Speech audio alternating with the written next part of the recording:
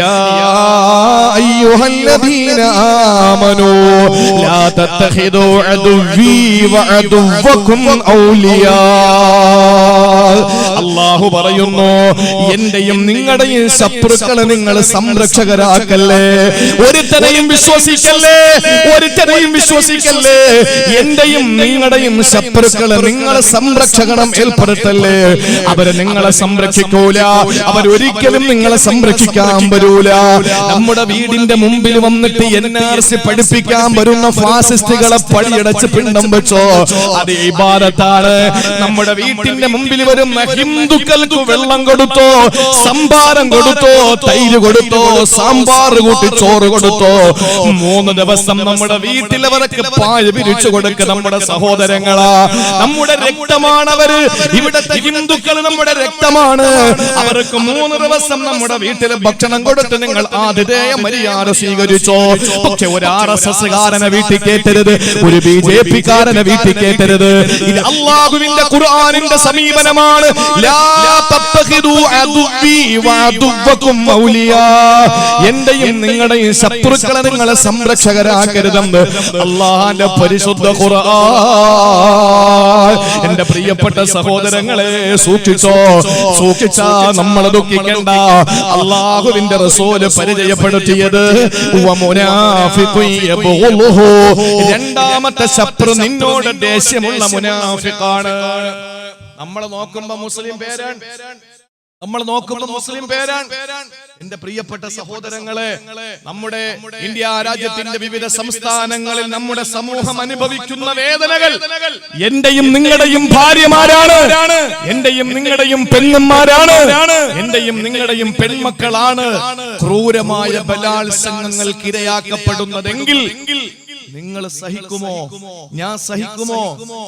ഇതങ്ങ് ആസാമിലായതുകൊണ്ട്, കാശ്മീരിലായതുകൊണ്ട്, UP-യിലായതുകൊണ്ട് അവര് നമ്മുടെ സഹോദരങ്ങളല്ലാതാകുമോ? ഈ ലൈറ്റ് കണ്ടില്ലേ? ഈ ലൈറ്റിൽ നിന്ന് അടുത്ത ലൈറ്റിലേക്ക്, അവിടെ നിന്ന് അടുത്ത ലൈറ്റിലേക്ക്, ഇവിടെ ഈ വയറിന്റെ ഏതെങ്കിലും ഒരു ഭാഗം ഒന്ന് കട്ട് ചെയ്താൽ ഇവിടത്തെ ഒരു ലൈറ്റും പിന്നെ കത്തൂല. എന്തുകൊണ്ടാണ്? നമുക്ക് കാണാൻ കഴിയാതെ ഈ ലൈറ്റിൽ നിന്ന് അടുത്ത ലൈറ്റിലേക്കുള്ള ഒരു വിദ്യുത് ശക്തിയുടെ പ്രവാഹമുണ്ട്. ആ ഒരു പ്രവാഹമാണ് ഈ ലൈറ്റുകളെ കത്തിക്കുന്നത്. എന്റെയും നിങ്ങളുടെയും ഇടയിൽ ഒരു പരിശുദ്ധ തൗഹീദ് എന്ന ഈമാൻ എന്ന് പറയുന്ന നമുക്ക് കാണാൻ കഴിയാത്ത ഒരു പ്രവാഹം ഇങ്ങനെ ഓടുകയാ. അതുകൊണ്ടാണ് നിങ്ങൾക്ക് വരുന്ന വിഷമം എന്റെ വിഷമമാകുന്നത്. കാശ്മീരിലെ നമ്മുടെ സഹോദരങ്ങൾ, നമ്മുടെ പ്രിയപ്പെട്ടവർ അനുഭവിക്കുന്ന വിഷമങ്ങൾ നമുക്ക് വിഷമമായില്ലെങ്കിൽ നമ്മൾ മോമിനീങ്ങളല്ല, മോമിനീങ്ങളല്ല. നമ്മളത് മനസ്സിലാക്കിയാൽ മതി. അതുകൊണ്ട് പ്രിയപ്പെട്ടവരെ, മുനാഫിഖീങ്ങളെ നമ്മൾ കരുതിയിരിക്കുക, നമ്മളെ മുനാഫിഖീങ്ങളെ കരുതിയിരിക്കുക. നമ്മൾ കൃത്യമായിട്ട്, നമുക്ക് ഒളിച്ചു വെക്കാനൊന്നുമില്ല, നമുക്ക് കള്ളമില്ല, നമുക്ക് കാപട്യമില്ല. അതുകൊണ്ട് തുറന്നു പറയാം എന്റെ പ്രിയപ്പെട്ടവരെ. അബ്ദുള്ള കുട്ടി എന്ന് പറയുന്ന പറയുന്നതിന് ചില ആളുകൾക്ക് വിഷമമുണ്ട് ആ പേര് പറയുന്നതിൽ. ഞാൻ ചില ഭാഗങ്ങളിൽ, ചില സ്ഥലങ്ങളിൽ, കൊല്ലം ജില്ലയിലെ തന്നെ കണ്ണനല്ലൂരിൽ ഞാൻ ഒരു പ്രക്ഷോഭ പരിപാടിയിൽ പങ്കെടുത്ത് സംസാരിക്കുമ്പോൾ ഞാൻ അദ്ദേഹത്തിന് കൊടുത്ത പേര് അബ്ദുള്ള കുട്ടി എന്നല്ല, ദേവദാസ കുട്ടി എന്നാണ്. അബ്ദ് എന്ന് പറഞ്ഞാൽ ദാസൻ, അല്ലാ എന്ന് പറഞ്ഞാൽ ദേവൻ. അപ്പോ അബ്ദുള്ള എന്നതിന് പകരം നബിതങ്ങളുടെ വാപ്പാന്റെ പേരാണല്ലോ. മാത്രമല്ല, അള്ളാഹു ഏറ്റവും കൂടുതൽ ഇഷ്ടപ്പെടുന്ന പേര് അബ്ദുള്ള ആണ് എന്ന് നബി മുഹമ്മദ് മുസ്തഫ.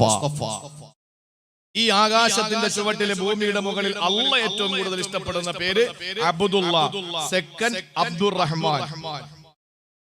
അവന്റെ പേരിനോട് അബ്ദ് ചേർത്ത് വിളിക്കുന്നതിനാണ് അള്ളാഹുവിന് ഏറ്റവും ഇഷ്ടമെന്ന് ഹബീബായ നബി മുഹമ്മദ് മുസ്തഫ. ആ അബ്ദുള്ള കുട്ടി അല്ലെങ്കിൽ ദേവദാസ കുട്ടി അല്ലെങ്കിൽ ദേശീയ മുസ്ലിം, അതാ നമുക്ക് ഇവിടെ യോജിക്കുന്നത്. അദ്ദേഹത്തിന്റെ പ്രഭാഷണം കേൾക്കുമ്പോ സങ്കടം തോന്നുകയാണ്. ഈ ദേശീയ മുസ്ലിം ചിന്തിക്കുന്നുണ്ടോ അയാൾക്ക് ഇവിടെ കഴിയാൻ പറ്റുമെന്ന്? ഒരിക്കലുമില്ല. ലാ തത്തഖിദു അദുവ്വി വഅദുവ്വകും ഔലിയാ. ഇനി സമയമുണ്ട്,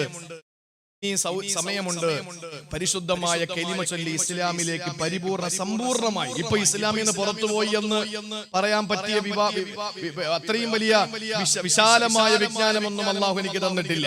പക്ഷെ എങ്കിലും എന്റെ പ്രിയപ്പെട്ടവരെ, ചില പ്രവർത്തനങ്ങളും ചില വാക്കുകളും പ്രസംഗങ്ങളും കേൾക്കുമ്പോ അങ്ങനെ തോന്നിപ്പോകാറുണ്ട്. സ്നേഹത്തോടെ ഞാൻ ആവശ്യപ്പെടുകയാണ്, അദ്ദേഹം ഇത് കേൾക്കും.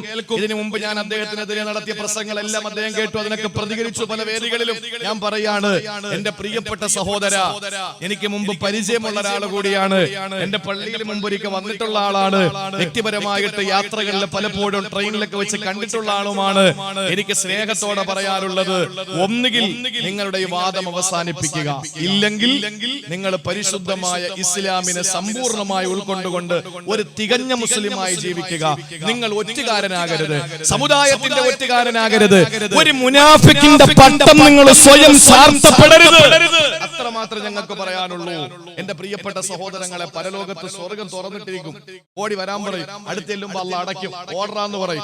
ഓടി വിഷമത്തോടെ തിരിച്ചു പോകുമ്പോൾ ഇങ്ങോട്ട് വാടാന്ന് വിളിക്കും. ഓടി അടുത്ത് വരുമ്പോൾ വീണ്ടും അടയ്ക്കും, പോടാന്ന് പറയും. ഇതാണ് അള്ളാഹുവിന്റെ മലക്കുകൾ ചെയ്യുക മുനാഫിക്കീങ്ങൾക്ക്.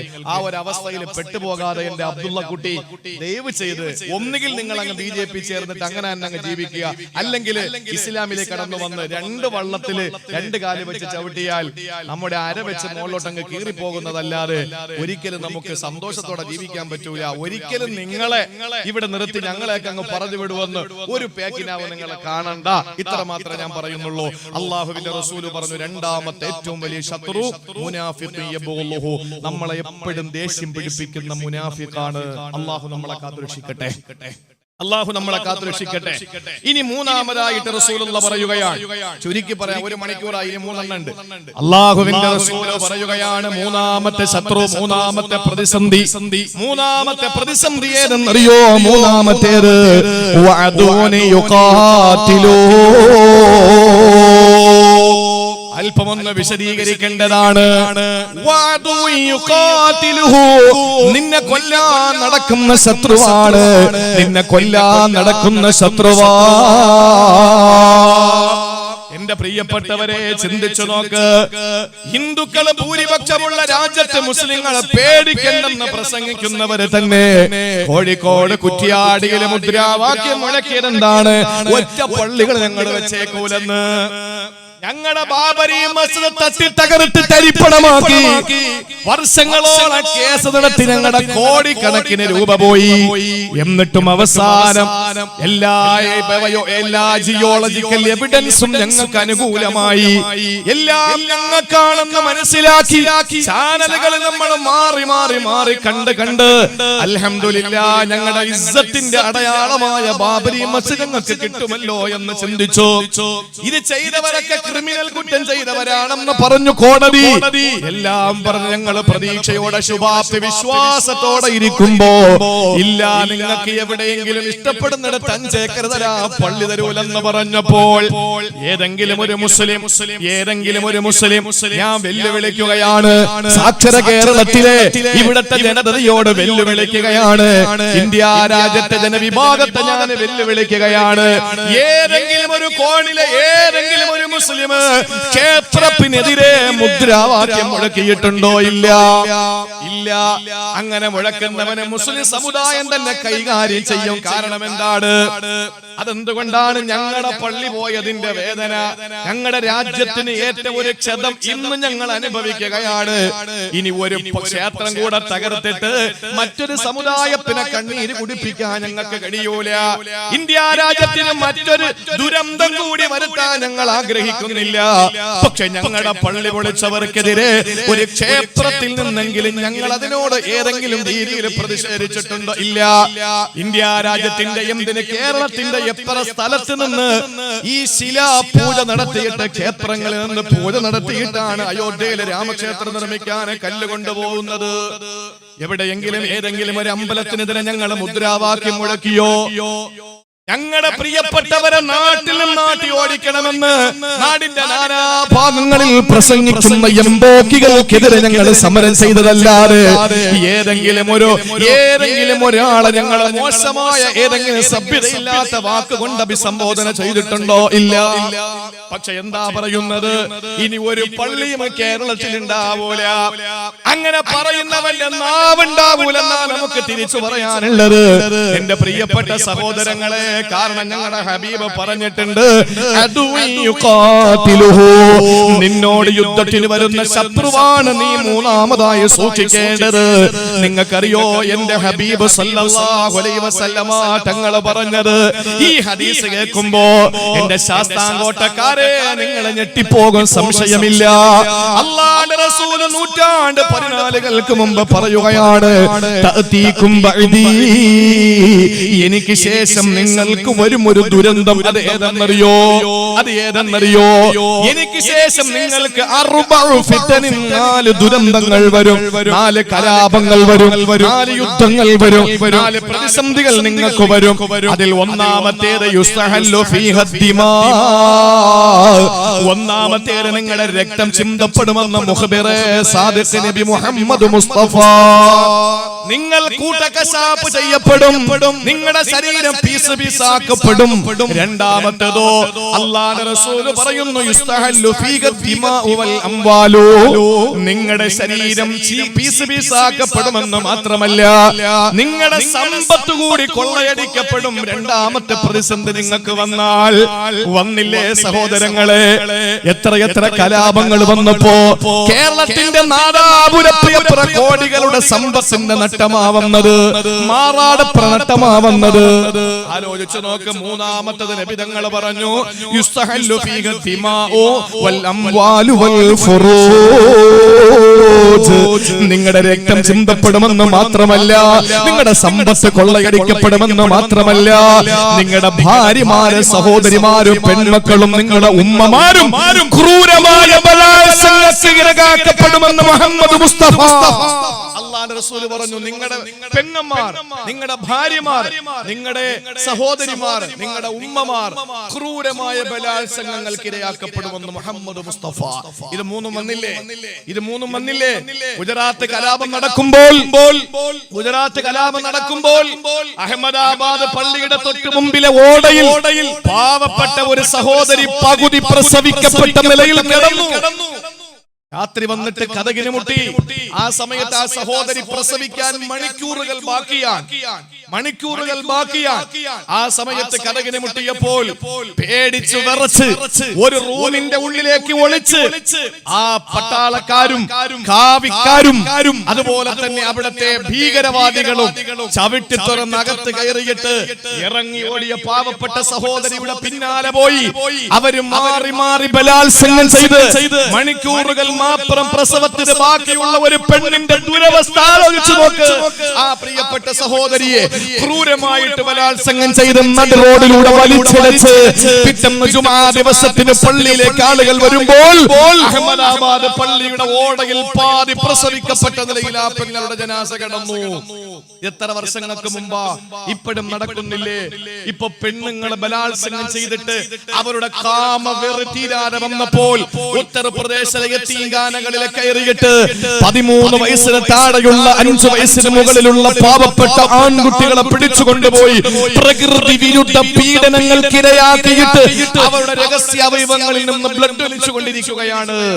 ഇതിന്റെ ഹബീബും നിങ്ങളുടെ ഹബീബും പറഞ്ഞതല്ലേ, യുസ്തഹല്ലു ഫീഹ ദിമാഉ വൽ അംവാലു വൽ ഫുറൂജു. ഇത് മൂന്നും നമ്മുടെ മുന്നിൽ പ്രത്യക്ഷപ്പെട്ട് കഴിഞ്ഞു. ഇനി 4മതൊരു ദുരന്തം വരാനുണ്ട്.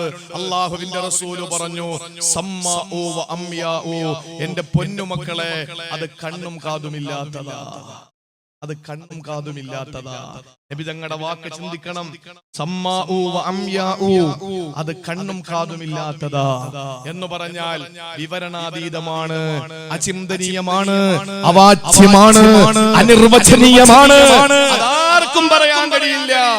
അങ്ങനത്തെ ഭീകരമായ കലാപം ഇനി വരാൻ സാധ്യതയുണ്ട്. അല്ല, വരും. എന്റെ ഹബീബും നിങ്ങളുടെ ഹബീബ് അള്ളാഹുവിന്റെ റസൂല് പഠിപ്പിച്ച കാര്യമാണ്. എന്നിട്ട് നബി തങ്ങൾ പറയുകയാണ്, നിങ്ങൾ വിഷമിക്കണ്ട. നിങ്ങൾക്ക് അഭയസ്ഥാനം ഒരിടം ഉണ്ടാവൂല. നിങ്ങൾക്കൊരു അഭയം ഉണ്ടാകൂല. അഭയത്തിന് നമ്മൾ പോകുന്നത് എന്താണ്? ഇവിടെ എന്തെങ്കിലും ഒരു പ്രശ്നം ഉണ്ടായാൽ നമ്മൾ പോകുന്നത് കരുനാഗപ്പള്ളി കോടതിയിലാണ്, അല്ലേ? ഏറ്റവും അടുത്ത കോടതി കരുനാഗപ്പള്ളി കോടതിയാണ്. അവിടെ തള്ളിയാൽ നമ്മൾ പോകുന്നത് ജില്ലാ കോടതിയിലാണ്. ശാസ്താംകോട്ട തള്ളിയാൽ കരുനാഗപ്പള്ളി ജില്ലാ കോടതിയാണെന്ന് തോന്നുന്നു, അവിടെ പോകും, അല്ലേ? ജില്ലാ കോടതി എവിടെ ഉള്ളത്? കൊല്ലത്ത്. അവിടെ പോകും. അവിടെയും തള്ളിയാൽ നേരെ പോകും ഹൈക്കോടതിയിൽ. എറണാകുളത്ത് അവിടെയും തള്ളിയാൽ പിന്നെ നമ്മൾ പോകുന്നത് അങ്ങ് സുപ്രീം കോടതിയിലാ. ഈ കോടതികളുടെ അവസ്ഥ നമ്മളൊന്ന് ആലോചിച്ച് നോക്കി. ഇപ്പൊ എന്താ നടക്കുന്നതെന്ന്. സുപ്രീം കോടതിയിൽ തള്ളിയാ പിന്നെ നമുക്ക് പോകാൻ ഈ ഭൂമി ലോകത്ത് ഒരു സ്ഥലം മാത്രമേ ഉള്ളൂ. നമുക്ക് എവിടെയാ? രാഷ്ട്രപതിയുടെ മുമ്പിൽ. ദുരന്തങ്ങളിൽ നിന്ന് രക്ഷപ്പെടുകയില്ല.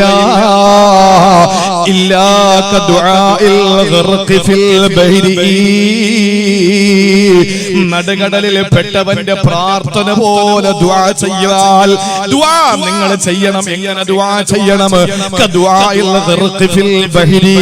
സമുദ്രത്തിൽ പെട്ടുപോയവന്റെ ദുആ പോലെ നിങ്ങൾ ദുആ ചെയ്യണം. എന്നാ നിങ്ങൾക്ക് രക്ഷയുണ്ടെന്ന് നബി മുഹമ്മദ് മുസ്തഫ. രാത്രി ഒന്ന് ഉണർന്നിരിക്കും സഹോദര. പാതിരാത്രി ഒന്ന് ഉറക്കം എഴുന്നേക്കെന്റെ പെങ്ങളെ. എന്നിട്ട് പൊട്ടി പൊട്ടി കരഞ്ഞിട്ട് ദുആ ചെയ്യേ. അല്ലാഹുവേ, വെള്ളക്കാരിൽ നിന്ന് ഞങ്ങളുടെ രാജ്യത്തെ രക്ഷപ്പെടുത്തിയ അല്ലാഹ്, ഈ കൊള്ളക്കാരിൽ നിന്നുകൂടി ഞങ്ങളുടെ രാജ്യത്തെ രക്ഷപ്പെടുത്തണേ റബ്ബേ. ഈ രാജ്യത്തെ ഈ ഭരണാധികാരികളിൽ നിന്ന് ഭരണത്തെ പിടിച്ച് നല്ല ഭരണാധികാരികൾക്ക് കൊടുക്കണേ അല്ലാ. ഇവിടത്തെ മുസ്ലിമിന്, ഹിന്ദുവിന്, ക്രിസ്ത്യാനിക്ക് സമാധാനത്തോടെ ജീവിക്കാൻ ഈ ഹിന്ദുത്വ സവർണ മാടമ്പി ഭീകരവാദികളെ ഈ രാജ്യത്ത് നിന്ന് തുരത്തി ഓടിക്കണേ അല്ലാ എന്ന് ദുആരക്ക്. അങ്ങനെ കൊണ്ട് ദുആരക്ക്.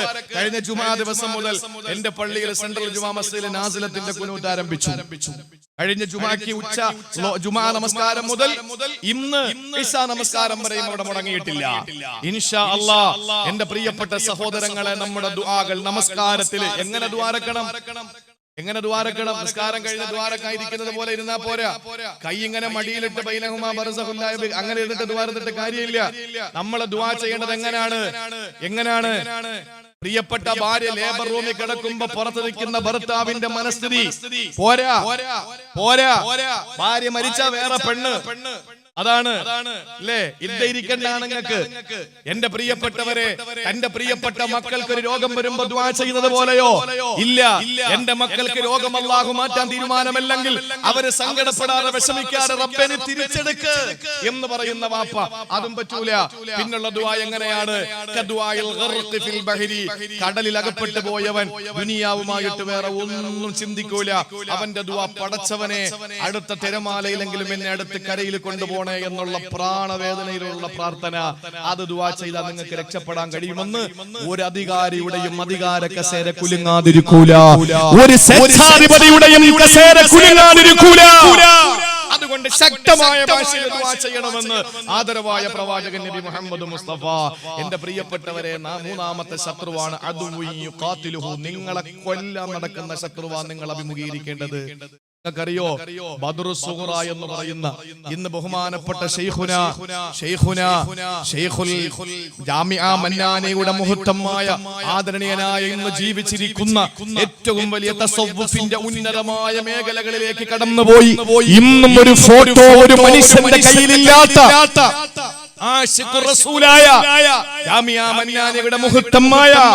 എന്റെ പ്രിയപ്പെട്ടവരെ,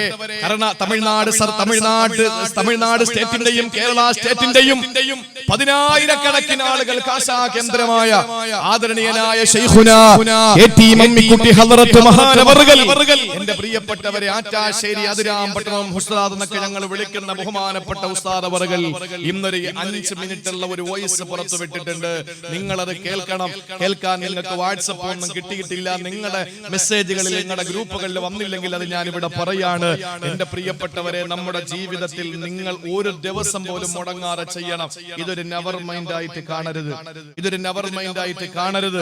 സൂറത്തു ആലു ഇംറാൻ എടുക്ക്, എന്നിട്ട് അതിന്റെ 173-ാമത്തെ ആയത്തെടുക്ക്. അള്ളാഹുവിന്റെ പരിശുദ്ധമായ ഖുർആൻ 173-ാമത്തെ ആയത്ത് സൂറത്തു ആലു ഇംറാനിൽ അള്ളാഹു പറയുന്നത്, അല്ലദീന ഖാല ലഹുമുൻ നാസു ഇന്നന്നാസ ഖദ് ജമഉ ലക്കും ഫഖ്ശൗഹും ഫസാദഹും ഈമാനാ വഖാലൂ ഹസ്ബുനല്ലാഹു വനിഅമൽ വകീൽ. എന്റെ സഹോദരിമാരോട് ഞാൻ പറയാണ്, നമ്മളത് പേടിക്കുന്നതല്ല. അധികാരമുള്ളവൻ എന്തുമാകാം. ഇവിടെ കലാപങ്ങൾ ഉണ്ടാവും. ഒരിക്കലും നമ്മുടെ വീട്ടിൽ വന്ന് നമ്മുടെ മക്കളെ പിടിച്ചിറക്കി നമ്മുടെ പള്ളികൾ തകർക്കുമ്പോ നമ്മൾ ആരും നോക്കി നിൽക്കൂല, നോക്കി നിൽക്കാൻ നമുക്ക് കഴിയൂല. അപ്പൊ അതുകൊണ്ട് തന്നെ ഇവിടെ കലാപങ്ങൾ ഉണ്ടാവും. ഞങ്ങൾ മരിച്ചാൽ അൽഹംദുലില്ലാ അടുത്ത നിമിഷം മുതൽ ഞങ്ങൾ ജീവിതത്തിൽ അനുഭവിച്ച ത്യാഗങ്ങൾക്ക് പ്രതിഫലം കിട്ടുകയാണ്. അതുകൊണ്ട് മരിക്കാൻ മുസ്ലിമിന് പേടിയില്ല. അപ്പൊ അതുകൊണ്ട് തന്നെ പ്രതികരിക്കാൻ നമുക്ക് ഒരിക്കലും രണ്ടാമതൊന്നും ചിന്തിക്കേണ്ടി വരൂല. അങ്ങനെ വരുമ്പോ നമ്മുടെ രാജ്യത്തിന്റെ പ്രൗഢി നഷ്ടപ്പെടും. അതുകൊണ്ട് അതൊന്നും ഇല്ലാതെ ഈ ഹയവാന്മാരുടെ എല്ലാ തീരുമാനങ്ങളും പിൻവലിക്കാൻ വേണ്ടിയിട്ട് നിങ്ങൾ ദുആ ചെയ്യാനാണ് ഈ കാര്യം നിങ്ങൾ ശ്രദ്ധയിൽപ്പെടുത്താൻ ഞാൻ ഉദ്ദേശിക്കുന്നത്. മഹാനായ റസൂലുള്ളാഹി സ്വല്ലല്ലാഹു അലൈഹി വസല്ലമ തങ്ങൾ പ്രിയപ്പെട്ട സഹാബത്തുമൊത്ത് ഹിജ്റ 2 ബദർ കഴിഞ്ഞു, ഹിജ്റ 3 ഉഹദ് കഴിഞ്ഞു. ഉഹദ് കഴിഞ്ഞ് പോകുമ്പോൾ അബൂ സുഫിയാനും കൂട്ടരും പറഞ്ഞു, മുഹമ്മദേ അടുത്ത കൊല്ലം ബദറിൽ കാണാടാ, നിന്നെ നോക്കിക്കോ ഞങ്ങള് എന്ന് പറഞ്ഞു. അള്ളാഹുവിന്റെ റസൂല് പറഞ്ഞു പൊക്കോ എന്ന് പറഞ്ഞു. വർഷം 1 കഴിയാറായി. ആ സമയത്ത് മക്കയിൽ കൊടിയ ദാരിദ്ര്യം പിടിപെട്ടു. ഇവര് വാക്ക് പറഞ്ഞാൽ അടുത്ത വർഷം ഞങ്ങൾ എടുത്തോളാന്ന്. പക്ഷേ അവിടത്തെ അങ്ങനെയാണ്, ഈ ദുരഭിമാനം ഭയങ്കരമാണ്. അപ്പൊ അതുകൊണ്ട് തന്നെ പിറ്റേ വർഷം വന്നില്ലെങ്കിൽ അവർക്ക് നാണക്കേടാണ്. അപ്പൊ അതുകൊണ്ട് ദാരിദ്ര്യവും കട്ടപ്പാടും കൊടിയ ക്ഷാമവും അനുഭവപ്പെട്ടു മക്കയിൽ. 3-ാം വർഷം, ഹിജ്റയുടെ 3-ാം വർഷം. അന്ന് നബി തങ്ങൾക്ക് വയസ്സ് 56. എന്റെ പ്രിയപ്പെട്ട സഹോദരങ്ങളെ, അതുകൊണ്ട് ഒരാളെ വിട്ടിട്ട് പറഞ്ഞു, നീ ചെന്നിട്ട് മുഹമ്മദിനെയും കൂട്ടരെയും ഒന്ന് പേടിപ്പിക്കും, ഞങ്ങൾ എല്ലാ സൗകര്യങ്ങളോടും വരാൻ വേണ്ടി നിൽക്കുകയാണെന്ന് പറ. അവര് പേടിച്ചിട്ട് പിൻവാങ്ങും. അങ്ങനെ പിൻവാങ്ങിയാൽ നമുക്ക് പോണ്ടല്ലോ. നമ്മുടെ കയ്യിലാ കുറവുള്ളത്. ഇപ്പൊ പോയി അടിക്കാനുള്ള മാനസിക ശേഷിയും ശാരീരിക ശേഷിയും പണമോ ഒന്നും നമ്മളതിൽ ഇല്ല. അതുകൊണ്ട് നീ പോയിട്ടൊന്ന് വരട്ടെ. അപ്പോഴേക്കും അവര് പിന്മാറും, നമുക്ക് സ്വസ്ഥമായിട്ട് ഇവിടെ കഴിയാം, നാണക്കേടിൽ നിന്ന് രക്ഷപ്പെടാന്ന് പറഞ്ഞു. അങ്ങനെ ഇയാള് വന്നിട്ട് ചന്തയിലും മാർക്കറ്റിലും ഒക്കെ നിന്ന് സഹാബാക്കളടുത്ത് പറഞ്ഞു, അബൂ സുഫിയാന്റെ നേതൃത്വത്തിൽ വരാൻ പോവാ, ഞാനിപ്പോ അവിടെ നിന്ന് വരികയാണ്. വല്ലാത്ത ഒരു ഭീകരമാണ് മക്കളെ, നടക്കാൻ പോകുന്ന പറയാൻ പറ്റൂല കേട്ടോ, നിങ്ങളെ മൂക്കി കയറ്റിക്കളയും എന്നൊക്കെ പറഞ്ഞ് ഇങ്ങനെ പേടിപ്പിച്ചപ്പോഴും സഹാബാക്കൾ പറഞ്ഞു പോടാ. ഫഖാലു ഹസ്ബുനല്ലാഹു വനിഅമൽ വകീൽ ഫസാദഹും ഈമാനാ. ഇതങ്ങോട്ട് കേൾക്കുമ്പോൾ അങ്ങോട്ട് ഈമാൻ തിളച്ചങ്ങ് പൊങ്ങി സഹാബത്തിന്. അവര് പറഞ്ഞു ഖാലു ഹസ്ബുനല്ലാഹു വനിഅമൽ വകീൽ, അല്ലാഹ് അമ്മ കണ്ടാ പോടാ നിന്റെ ജോലി വെക്കുന്നിട്ടെന്ന് പറഞ്ഞു. അങ്ങനെ നിവർത്തിയില്ലാതെ അവരവിടെ നിന്ന് തിരിച്ചു. നബിയും സഹാബാക്കളും യുദ്ധത്തിന് എല്ലാ സൗകര്യങ്ങളും ഒരുക്കിയിട്ട് ബദറിലെത്തി. ആ ബദറിൽ ഹിജ്റയുടെ 3-ാം വർഷമാണ്. ബദറിലെത്തി 4-ാം വർഷമാണ്. 3-ൽ ഉഹദ് കടന്നു. 4-ാം വർഷമാണ്. 57 വയസ്സ് നബിതങ്ങൾക്ക്. അങ്ങനെ ബദറിലേക്ക് എത്തുന്ന സമയത്തിന്റെ പ്രിയപ്പെട്ട സഹോദരങ്ങളെ, ആ ബദറിലേക്ക് എത്തി. ആ ബദറിന്റെ ഭാഗത്ത് വന്ന് തമ്പടിച്ചു. അവിടെ നിൽക്കുമ്പോ അവര് പാതി വഴിയിൽ വന്ന് പോയ രക്ഷയില്ലെന്നും പറഞ്ഞിട്ട് കുറച്ച് ദിവസം അവര് തിരിച്ചങ്ങ് മക്കയിലേക്ക് പോയി. നബിതങ്ങളും സഹാബാക്കളും 8 ദിവസത്തോളം അവിടെ കഴിഞ്ഞു എന്നാണ് പറയപ്പെടുന്നത്. അഭിപ്രായ വ്യത്യാസം എണ്ണങ്ങളിലുണ്ടെങ്കിൽ പോലും അവിടെ കഴിഞ്ഞ് കൊണ്ടുപോയ സാധനങ്ങളൊക്കെ അവിടെ കച്ചവടം ചെയ്ത് യാത്രക്കാർക്കും വഴിയെ പോകുന്ന കാഫിലകൾക്കൊക്കെ യാത്രക്കാർക്കൊക്കെ കച്ചവടം ചെയ്ത് നല്ല പണം ഉണ്ടാക്കിയിട്ട് തിരിച്ച് നബിതങ്ങൾ വന്നു. അതാണ് ഒരു വിപത്തും അവർക്ക് വന്നില്ല. അള്ളാഹുവിന്റെ ഹബീബ് നല്ല ലാഭം ഉണ്ടാക്കിക്കൊണ്ട് മടങ്ങിപ്പോയി. ഇതാണ് ഈ സൂറയിൽ ഈ ആയത്തുകളിൽ പറയുന്നത്. ഇതിന് പറയുന്ന പേരാണ് ബദർ സുഗ്റ. അതുകൊണ്ട് തന്നെ എന്റെ പ്രിയപ്പെട്ടവരെ, മശായിഖുമാരിൽ നിന്ന് ഇജാസത്ത് കിട്ടിയത്, പ്രത്യേകിച്ച് അബുൽ ഹസൻ ഷാദുലി റളിയല്ലാഹു അൻഹു അടക്കമുള്ള മഹാന്മാരിൽ നിന്ന് പിന്നെ അവരുടെ ഇജാസത്തായി കിട്ടിയ ഒരു കാര്യമാണ്.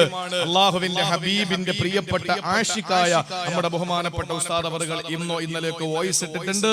എന്റെ പ്രിയപ്പെട്ടവരെ എല്ലാവരും ശ്രദ്ധയോടെ കേട്ടോളി. ഒരു ഫാത്തിഹ അഷ്റഫുൽ ഖൽഖിന്റെ പേരിൽ ഓതുക, മറക്കരുത്. ഇത് പ്രത്യേകം ഒന്ന് ഓർത്തോളി. ഇലാ ഹളറത്തി റൂഹി നബിയിനാ മുഹമ്മദിൻ സ്വല്ലല്ലാഹു അലൈഹി വസല്ലം എന്ന് പറഞ്ഞിട്ടൊരു ഫാത്തിഹ ഓതി നബി തങ്ങൾക്ക് ഹദിയ ചെയ്യുക. രണ്ടാമതൊരു ഫാത്തിഹ നമ്മുടെ മാതാപിതാക്കൾ, നമ്മുടെ മശായിഖുമാര്, പ്രത്യേകിച്ച് അസ്ഹാബുൽ ബദറിന് അവർക്ക് വേണ്ടിയിട്ട് നമ്മൾ ഹദിയ ചെയ്തൊരു ഫാത്തിഹ കൂടി ഓതുക. മൂന്നാമത് അബുൽ ഹസൻ ഷാദുലി തങ്ങൾക്ക് വേണ്ടി ഒരു ഫാത്തിഹ ഓതുക. മറന്നു പോകുന്നവർ അത് മറന്നുപോയാൽ ഇനി പറയുന്നത് മറക്കാതിരിക്കുക. എന്നിട്ട് നിങ്ങൾ ഈ ആയത്ത് ഓതുക. ഏതാ? മഹത്തായ സൂറത്ത് ആലി ഇംറാന്റെ ഈ ആയത്ത്. അല്ലദീന ഖാല ലഹും 173 മറക്കരുത്. ആലി ഇംറാൻ 173. അല്ലദീന ഖാല ലഹും الناس ഇന്ന الناس ഖദ് ജമഉ ലക്കും ഫഖ്ശൗഹും ഫസാദഹും ഈമാനാ വഖാലു ഹസ്ബുനല്ലാഹു വനിഅമൽ വകീൽ. അവിടെ നിർത്തുക. ഖുർആൻ മടക്കി വെക്കുക. 450 പ്രാവശ്യം ഹസ്ബുനല്ലാഹു വനിഅമൽ വകീൽ, ഹസ്ബുനല്ലാഹു വനിഅമൽ വകീൽ, ഹസ്ബുനല്ലാഹു വനിഅമൽ വകീൽ എന്ന 450 പൂർത്തിയാക്കുമ്പോൾ ഖുർആൻ ശരീഫ് വീണ്ടും എടുക്കണം. അതിന്റെ അടുത്ത ആയത്ത് ഫൻഖലബൂ ബിനിഅമത്തിൻ മിനല്ലാഹി വഫളലിൻ ലം യംസസുഹും സൂഉൻ വത്തബഉ റിളവാനല്ലാഹി വല്ലാഹു ദൂ ഫളലിൻ അളീം എന്ന് പറയുന്ന ആയത്ത് 3 പ്രാവശ്യം ഓതി അവസാനിപ്പിക്കുക. എല്ലാ ദിവസവും മുടങ്ങാതെ ഒരു വട്ടം. നമുക്ക് കുറച്ച് സമയമേ വേണ്ടി വരുള്ളൂ. കഴിയുന്നവർ എല്ലാ ദിവസവും ചെയ്യുക. നമ്മുടെ ജീവിതത്തിൽ ഇൻഷാ അല്ലാഹ് ഇത് പതിവാക്കുക. അത് ഇതിനു വേണ്ടിയിട്ടല്ല, ഏത് കാര്യങ്ങൾക്കും. മഅദനി ഉസ്താദ് എന്റെ ഉമ്മയെ സർജറി ചെയ്യാൻ വേണ്ടിയിട്ട് ഹോസ്പിറ്റലിൽ കയറ്റുമ്പോ, ശ്രീചിത്ര മെഡിക്കൽ കോളേജിൽ ഓപ്പറേഷന് കയറ്റുമ്പോ മഅദനി ഉസ്താദ് എന്നോട് വിളിച്ചിട്ട് ഇത് ഓതാൻ പറഞ്ഞു. ഞാൻ ഓതി തീരുമ്പോഴേക്കും ഓപ്പറേഷൻ സക്സസ് ആയി, പരിപൂർണ വിജയം അൽഹംദുലില്ലാ. ഇതൊക്കെ നമ്മൾ അനുഭവിക്കുന്ന ഏത് പ്രയാസങ്ങൾക്കും ഇത് നല്ലതാണ്. കച്ചവടം നടക്കുന്നില്ലെങ്കിൽ നിയത്താക്കി ഓതിക്കൊല്ലാം എന്ന് പറഞ്ഞാൽ പാപങ്ങൾ വരൂല, വിഷമങ്ങൾ വരൂല, പീഡനങ്ങൾ വരൂല, എന്തും നമുക്ക് രക്ഷപ്പെടാനുള്ള. ഇതൊക്കെ ഖുർആനിലുണ്ട് സഹോദരങ്ങളെ. ഖുർആൻ നെഞ്ചോടങ്ങ് ചേർത്ത് വെച്ചാൽ മതി. ഇതൊക്കെ കളഞ്ഞിട്ട് അപ്പുറത്ത് തട്ടിപ്പോയിട്ട് നിങ്ങൾ ഒന്നും അനുഭവിക്കുന്നില്ല എന്ന് പറയുന്ന എംബോക്കികളെ കാണുമ്പോൾ നമുക്ക് പുച്ഛം തോന്നൂല. അതുകൊണ്ട് പ്രിയപ്പെട്ട സഹോദരങ്ങളെ, ഇത് കൃത്യമായി നിങ്ങൾ ഓതിക്കോളി. അള്ളാഹു നമ്മളെ എല്ലാ വിപത്തിൽ നിന്ന് കാത്തുരക്ഷിക്കട്ടെ. അള്ളാഹുവിന്റെ മുമ്പിൽ വന്നിട്ട് ശൈത്താൻ പറഞ്ഞു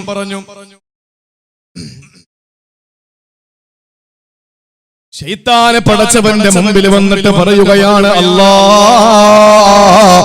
എന്റെ ശത്രു മനുഷ്യനാണ്, എന്റെ ശത്രുവിനെ നീ ആദരിച്ചിട്ടുണ്ട്. അള്ളാഹു തന്നെ പറഞ്ഞല്ലോ, വലഖദ് കറംനാ ബനി ആദമ, മനുഷ്യനെ നാം ബഹുമാനിച്ചെന്ന് പറഞ്ഞില്ലേ? അതുകൊണ്ട് അല്ലാഹുവേ, എന്റെ ശത്രുവിനെ നീ ബഹുമാനിച്ച് ആദരിച്ചതല്ലേ? അതുകൊണ്ട് എനിക്ക് അവന്റെ മുമ്പിൽ പിടിച്ചു നിൽക്കാൻ എന്തെങ്കിലും വരം തരണം. അല്ലാഹു പറഞ്ഞു, അതിനെന്താ? ലാ യൂലദു ലക വലദുൻ ഇല്ലാ ലാ യൂലദു ലഹു വലദുൻ ഇല്ലാ വുലിദ ലക വലദു. എടാ മനുഷ്യൻ ഒരു പെണ്ണ് പ്രസവിക്കുമ്പോ നിനക്കും ഒരു കുഞ്ഞുണ്ടാകും പോരെ? ഒരു സ്ഥലത്തൊരു പെണ്ണ് പ്രസവിച്ചാൽ ശൈത്താൻ ഒരു കുട്ടി കൂടെ ഉണ്ടാവുകയാണ്. കാരണം എന്താണ്? പിഴപ്പിക്കാൻ വേണ്ടിയിട്ട് അല്ലാഹു തആല ഒരു ശൈത്താനെ നിങ്ങൾക്ക് അല്ലാഹു കൂടെ തന്നിരിക്കുകയാണ്. എന്റെ ജീവിതത്തിൽ എന്നോടൊപ്പം ഒരു ശൈത്താനുണ്ട്. ആയിഷ ബിവിയോട് നബി തങ്ങൾ പറഞ്ഞു, ആയിഷ, ഓരോ മനുഷ്യന്റെ കൂടെയും ഒരു ഖരീനുണ്ട്, അടുപ്പക്കാരനുണ്ട്. അവനാണ് അവനെ തെറ്റിലേക്ക് കൊണ്ടുപോകുന്നത്. ഒരു മലക്കുമുണ്ട്, ആ മലക്ക് നന്മയിലേക്ക് കൊണ്ടുപോകും. നബി തങ്ങളോട് ആയിഷ ബിവി ചോദിച്ചു, നിങ്ങളുടെ കൂട്ടത്തിലുള്ള ശൈത്താൻ എങ്ങനെ നിങ്ങളെ പിഴപ്പിക്കാറുണ്ടോ എന്ന് ചോദിച്ചു. നബി തങ്ങൾ പറഞ്ഞു, ആയിഷ, എന്റെ കൂടെയുള്ള ശൈത്താൻ മുസ്ലിമാണ് മോളെ എന്ന് പറഞ്ഞു. അപ്പൊ നമ്മുടെ കൂട്ടത്തിലുള്ള ശൈത്താൻ ഏത് മതക്കാരനാണെന്ന് പറയാൻ പറ്റൂല. ഏതായിരുന്നാലും നമ്മളെ പിഴപ്പിക്കാൻ ഒരു ശൈത്താനെ നമ്മൾ പ്രസവിക്കപ്പെടുന്ന സമയത്ത് നമ്മുടെ കൂട്ടത്തിൽ ഉണ്ടാകുമെന്ന് മഹാനായ നബി മുഹമ്മദ് മുസ്തഫ കൂടെ അല്ലാഹു തആല തരികയാണ്. ആ സമയത്ത് ശൈത്താൻ പറഞ്ഞു, പോരാ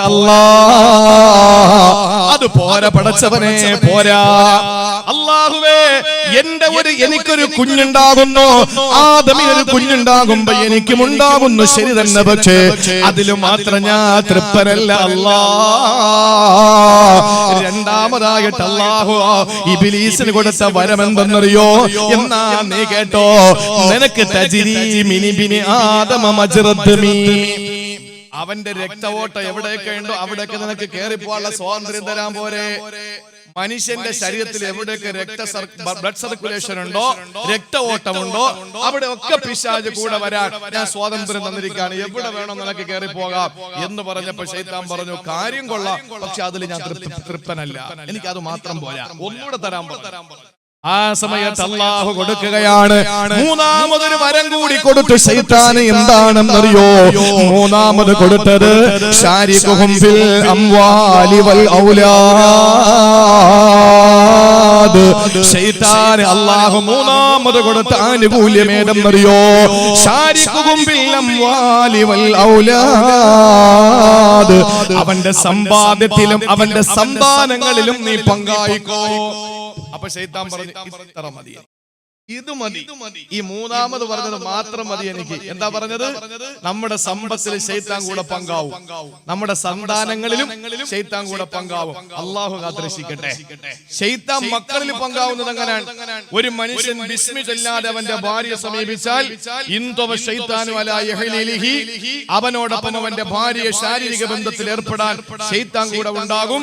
അതിൽ ഉണ്ടാകുന്ന ഒരു കുഞ്ഞ് അവന്റേതും ശൈത്താന്റേതും കൂടെയാണെന്ന് ആദരവായ നബി മുഹമ്മദ് മുസ്തഫ. അതാണ് പങ്കാവുന്നത്. അത് പോട്ടെ, നമുക്ക് ഇപ്പൊ ചർച്ചയ്ക്ക് വെക്കണ്ട. രണ്ടാമത് പറഞ്ഞത് അവന്റെ ധനത്തിലും പങ്കാളിയാകുമെന്ന ശൈത്താൻ നമ്മുടെ സമ്പത്തിൽ കൂടി പങ്കാളിയാകുമെന്ന് പഠിപ്പിച്ചില്ലേ? എന്റെ പ്രിയപ്പെട്ടവരെ, കൊട്ടാരങ്ങളെ കെട്ടിപ്പൊക്കുകയാ, പലിശയ്ക്ക് പണമെടുത്തതാണ്, പലിശയ്ക്ക് പണമെടുത്തതാണ്. വീട് വെക്കുന്ന പ്രിയപ്പെട്ടവരെ, പലിശയ്ക്ക് പണമെടുത്തിട്ട് വീട് വെക്കുന്നവന്റെ വീട്ടിനകത്തിരുന്ന് ദുആ ചെയ്തിട്ട് അർത്ഥമുണ്ടോ? ഹസ്ബുനല്ലാഹു വനിഅമൽ വക്കീൽ എന്നല്ല ഏത് പറഞ്ഞാലും അല്ലാഹ് സ്വീകരിക്കൂല. കാരണം അവന്റെ മൽബസും അവന്റെ മത്അമും അവന്റെ മശ്റബും അവന്റെ മസ്കനും ഹറാമാണെങ്കിൽ ഫഅന്നാ യുസ്തജാബു ലഹു, എങ്ങനെ അവന്റെ ദുആ സ്വീകരിക്കുമെന്ന് നബി മുഹമ്മദ് മുസ്തഫ. എത്ര ദുആ ചെയ്താലും അവൻ തിന്നുന്നതും കുടിക്കുന്നതും ഉടുക്കുന്നതും കിടക്കുന്നതും അത് ഹറാമാണെങ്കിൽ എങ്ങനെ അല്ലാഹ് ദുആ സ്വീകരിക്കും? അല്ലാഹ് തന്നെ ചോദിക്കുക, ഞാൻ എങ്ങനെ സ്വീകരിക്കോടാ നിന്റെ ദുആ? അല്ലാഹു നമ്മളെ കാക്കട്ടെ. അല്ലാഹുവിന്റെ റസൂൽ പറഞ്ഞ പ്രതിസന്ധി ഏതാ? അഞ്ചാമതായ റസൂലുള്ളാഹി പറഞ്ഞ പ്രതിസന്ധി ഏതാ? ഈ പറഞ്ഞ നാലെണ്ണത്തേക്കാ ഭീകരമാണ്. അസൂയക്കാരനായ വിശ്വാസിയേക്കാൾ, ഏറ്റവും വലിയ കോപമുള്ള മുനാഫിക്കിനേക്കാൾ, നിന്നെ കൊല്ലാൻ നടക്കുന്ന ശത്രുവിനേക്കാൾ, നിന്റെ ഏറ്റവും വലിയ പിഴപ്പിക്കുന്നതിന്റെ പിന്നിൽ പ്രവർത്തിക്കുന്ന പിശാചിനേക്കാൾ ഏറ്റവും വലിയ ശത്രുവാണ് 5. വഴല് തീർന്നിട്ട് പോകാമെന്ന് നിന്നോട് മലക്ക് പറയുമ്പോ ഇല്ല ഞാൻ പോകുന്നു എന്ന് പറഞ്ഞിട്ട് നിന്റെ ശരീര ഇച്ഛ നിന്നെ കൊണ്ടുപോകുമ്പോ അതാണ് 5ാമത്തെ ശത്രു. ഒന്ന് സുബഹിക്ക് എഴുന്നേക്കാമെന്ന് ചിന്തിക്കുമ്പോ മനസ്സ് പറയുന്നു വേണ്ട, നല്ല തണുപ്പല്ലേ, കുറച്ച് കഴിഞ്ഞേക്കാം. അലാറം കേട്ടു, 5 മിനിറ്റ് ഇടവിട്ട് അലാറം കേൾക്കുമ്പോ ഓഫാക്കി വെച്ച് നീ എഴുന്നേറ്റത് 8 മണിക്കാണ്. സുബ്ഹാനല്ലാഹ്, എല്ലാ ശത്രുവിനേക്കാൾ ഭീകരനായ ശത്രു നിന്റെ ശരീര ഇച്ഛയാണ്. അല്ലാഹുവിന്റെ ഖുർആൻ പറഞ്ഞല്ലോ, അമ്മാ മൻ ഖാഫ മഖാമ റബ്ബിഹി, അല്ലാഹുവിന്റെ മുമ്പിൽ നിൽക്കുന്നതിനെ ഭയപ്പെടുന്ന ഒരാൾ, വനഹൻ നഫ്സാനിൽ ഹവാ, അവന് ശരീര ഇച്ഛയോട് പോരാടി വിജയിച്ചു കഴിഞ്ഞാൽ ഫഇന്നൽ ജന്നത ഹിയൽ മഅവാ, അവന് അഭയസ്ഥാന ജന്നത്തുൽ മഅവാ, അഭയസ്ഥാന സ്വർഗമാണത്രേ.